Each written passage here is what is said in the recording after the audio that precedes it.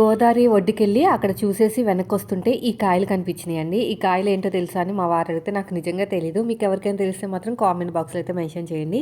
అయితే కింద పడిన 2 కాయలు తీసుకురా, ఇంటికి వెళ్ళిన తర్వాత దీని గురించి చెప్తానని చెప్పారు. అయితే కింద అయితే ఒక 2, 3 పడ్డాయి. ఇందులో 2 మంచిగున్నాయండి. ఈ 2 ఇంకా తీసుకొచ్చాననమాట. ఇంకా ఇంటికొచ్చిన తర్వాత మనం ఎలాగైతే కొబ్బరికాయని ఒలుస్తామో సేమ్ అలాగే ఉందండి. అంతా కూడా ఒక్కొక్క లేయర్ కింద ఒలిచారనమాట. చూడ్డానికి కొబ్బరికాయలాగా ఉంది. లోపల కూడా కొబ్బరికాయ టెంకలాగే ఉంది మొత్తం. చాలా గట్టిగా ఉంది. గట్టిగా కొడితే కానీ కట్ అవ్వలేదు.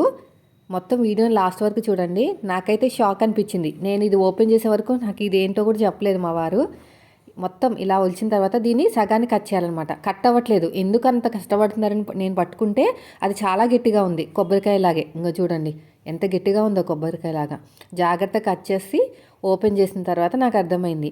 మనం తాంబూలం ఇచ్చినప్పుడు వక్కిస్తాను చూసారా, వక్కలు అవండి ఇవి. దీన్ని నార్మల్గా అయితే ఉడకపెట్టి ఎండబెట్టి సంథింగ్ ప్రాసెస్ ఉంటుందంట. ఆ ప్రాసెస్ అంతా చేస్తే మనకి వక్కల కింద వస్తుందంట. నిజంగా కదా, నేను ఫస్ట్ టైం వింటున్నాను ఇలా కూడా కాయలు ఉంటాయా అని. చూడండి ఇది పచ్చిదనమాట. దీన్ని ఉడకపెడతారంట, మళ్ళీ ఎండబెట్టి అవన్నీ ప్రాసెస్ 1 బై 1 ఉంటుంది. నాకు అంత ఐడియా లేదు. ఇంతకీ మీకు తెలుసా లేదా?